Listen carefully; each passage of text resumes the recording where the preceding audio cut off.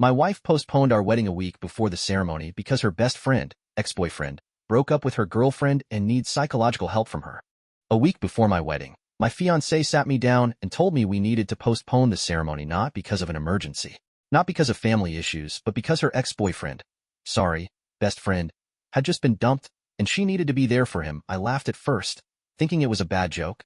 It wasn't. She was dead serious. I stared at her, waiting for the punchline. It never came. You're serious? I asked, my voice flat. She nodded, her expression pleading. Tyler's really struggling right now. He's not in a good place mentally. I can't just leave him like this. I rubbed my temples, trying to control the frustration building inside me. We're getting married in a week.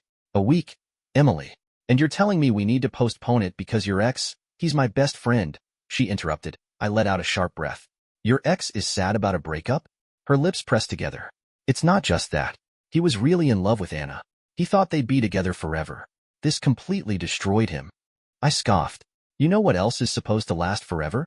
Marriage. You know, the thing we're about to do. Emily sighed, like I was the one being unreasonable. I just need a little time to help him through this. A couple of weeks, that's all.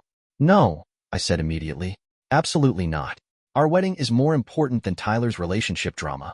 She reached for my hand, but I pulled back. Babe, please. It won't be long, I promise. Nothing bad is going to happen.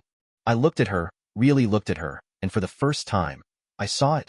The hesitation, the guilt, the way she avoided my eyes when she said it was just a couple of weeks. I had a sinking feeling in my gut and I knew this wasn't over. I should have seen this coming. Hannah and I had been together for 4 years. She was kind, funny, and made me feel like the luckiest guy in the world. Most of the time. But there was always one thing that never sat right with me. Tyler. They had dated for about 2 years in college before breaking up, and somehow, they never fully cut ties. When we started dating, she reassured me that they were just friends, that their romantic relationship had ended a long time ago. And for the most part, I tried to believe her. But Tyler was always around. If I planned a date night, she'd mention that Tyler was having a rough week and invite him along. If we were at a party, she'd spend half the time texting him.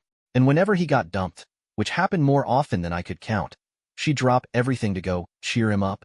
I had swallowed my pride, ignored the jealousy, and told myself I was just being paranoid. But now, a week before our wedding, she was sitting here telling me that he, not me, not us, was her priority, and I was supposed to be okay with that. I told her flat out that there was no way in hell we were postponing our wedding because Tyler got dumped.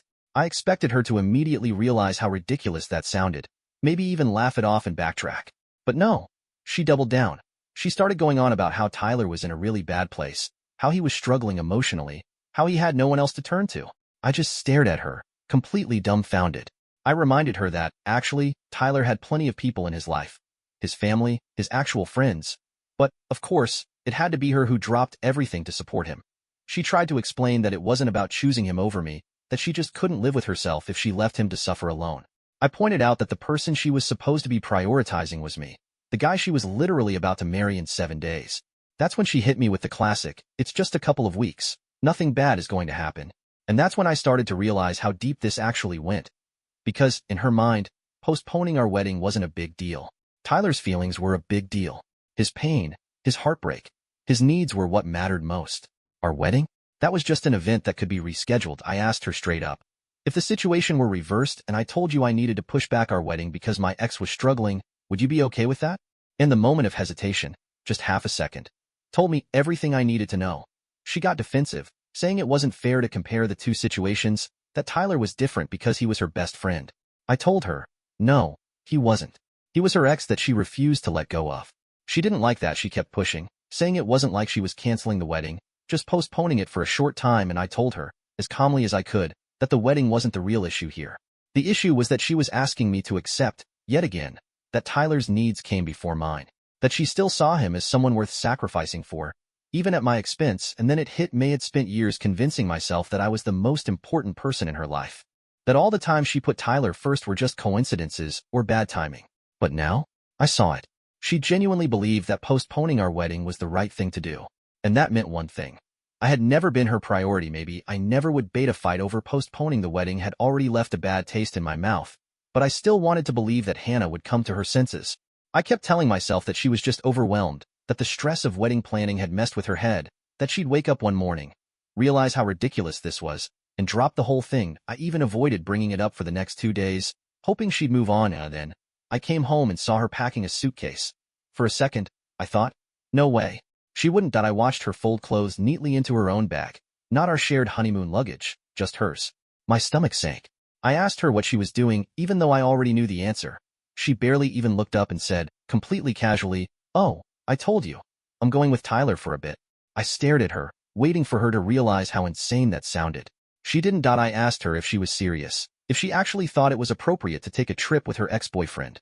The week of our wedding, she let out this dramatic sigh, like I was the one being difficult, and said that Tyler needed her right now. "It's just a short trip," she said. "He needs to clear his head, and I'll be back before the new wedding date." She had already decided. Like this was nothing. I told her straight up that this was unacceptable. That this wasn't some casual decision she could make without us discussing it. That she was about to throw away our entire future over a guy she swore was just a friend. And that's when she dropped the next bombshell. "Oh, and I need you to send me some money for the trip." I laughed. Not even on purpose. It just came out. She actually expected me to pay for her little getaway with Tyler. I asked her if she had lost her damn mind. She groaned and rubbed her forehead, muttering about how I was making this a bigger deal than it needed to be. She said it wasn't a vacation, just a mental reset. And since it was only for a week, she figured I wouldn't mind covering a small part of the cost. Just a little from the wedding budget. I asked her if she was joking. She wasn't, and that's when something in me finally clicked. This wasn't just a bad decision. This wasn't her helping a friend. This was who she was. I didn't even argue. I just stood there, watching the woman I was supposed to marry pack a bag for another man, while expecting me to finance the whole thing. And I knew, right then and there, that this wedding was never going to happen. I didn't say anything right away. I just watched as Hannah zipped up her suitcase like this was the most normal thing in the world. Like she wasn't about to leave her fiancé a week before their wedding to go on a trip with her ex-boyfriend. Like she hadn't just asked me to pay for it. She finally noticed how quiet I was and gave me this irritated look. "What now?" she asked, like I was being so exhausting for not immediately handing over my wallet. That was it. That was the moment I was officially done. I asked her, "Do you even hear yourself? Do you actually think this is okay?" She rolled her eyes and said, "It's just a few days. You're seriously still upset about this?" I told her, yes, I'm upset. Because my fiancé is leaving me to take a vacation with another man. The same week we were supposed to be getting married, and now she's asking me to pay for it. She scoffed, "It's not a vacation, it's a mental health trip. And it's our money, so technically, I'm not asking for anything." I swear, I almost lost it right then and there. I asked her if she'd be okay with me taking a week-long trip with an ex-girlfriend instead of finalizing our wedding. She actually laughed and said, "That's different." Different. That's when I knew there was nothing left to fight for. I told her she could do whatever the hell she wanted, but I wasn't going to be the idiot funding her little getaway. That pissed her off. She groaned and started complaining about how I was being controlling and unsupportive. She told me I was acting like a jealous boyfriend instead of her future husband. I told her that's because she was acting like anything but my future wife. Then she did something that actually shocked me. She pulled out her phone, right in front of me, and called Tyler. I could hear the smirk in her voice when she said, "Hey, I'm dealing with drama over here. He's being ridiculous about the trip, but don't worry, I'm still going." Then, in a lower voice, she said, "Yeah, I'll just have to figure something out with the money." She walked out of the room, still on the phone with him, like I wasn't even there. And that was all I needed to hear. I didn't argue, I didn't yell, I didn't even wait for her to come back. I picked up my phone, blocked her on everything, and called the venue to cancel the wedding. After canceling the venue, I moved fast. I wasn't going to let Hannah control the narrative. First, I contacted every vendor. The catering, the DJ, the florist, everything we had booked. I made it clear that the wedding was off and that Hannah had no authority to make any changes. Luckily, most of the deposits were under my name, so I wouldn't be losing much. I told them all the same thing. If Hannah tries to reach out, ignore her. She's no longer involved. Then, I called my family. I kept it simple. The wedding is off. Hannah decided she'd rather take a vacation with Tyler instead. I'm done. My mom was furious. She had always been polite about Hannah, but I could tell she never fully trusted her. My dad just let out a low whistle and said, "Took you long enough?" My sister? She straight up laughed and said, "I knew she was full of shit." Reactions from friends were about the same. Everyone who heard what happened was either shocked, pissed, or saying they saw it coming. But before I could even finish making calls, Hannah found out. I don't know how she realized so fast, but the moment she saw that I had blocked her, she lost it. She started calling from different numbers, texting from her work phone, sending emails with subject lines like, "This is a huge mistake, and please just talk to me." Then, she showed up at my apartment. I didn't let her in. She stood outside, knocking like a maniac, demanding I be mature and stop acting like a child. She kept saying this was just a misunderstanding, and that we could fix this. I told her there was nothing to fix. I said through the door, "You made your choice, Hannah. Now live with it." She started crying and I stood there, listening to her sob on the other side of the door, but I felt nothing. No sympathy. No regret. Just relief. Then, after a few minutes of silence, she muttered something I'll never forget. "I never thought you'd actually leave me."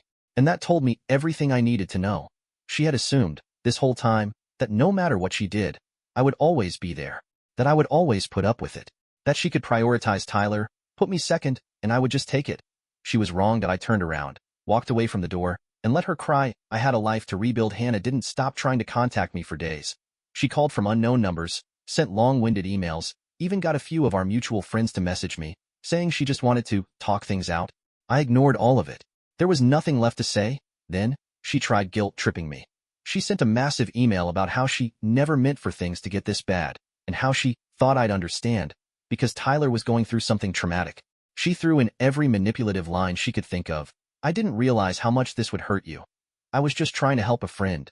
And my personal favorite, "Do you really want to throw away everything we built over a misunderstanding?" A misunderstanding. I didn't reply. A week later, she sent one final email. It was different. Shorter. Less pleading. More bitter. She wrote, "Wow. I can't believe you're really doing this. I thought we were stronger than this. I hope you're happy." That was the last time I heard from her, but I did hear about her. Apparently, she still went on that trip with Tyler. Only this time, she had to pay for it herself.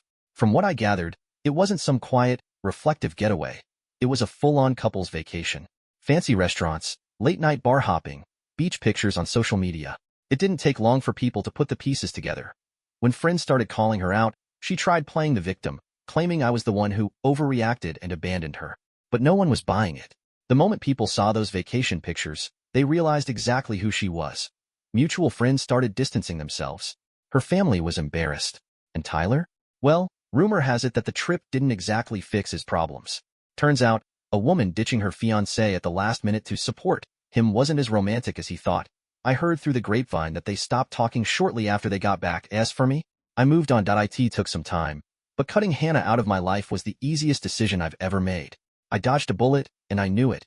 And if I ever do get married one day, you can be damn sure the bride won't be running off with her ex the week before the wedding.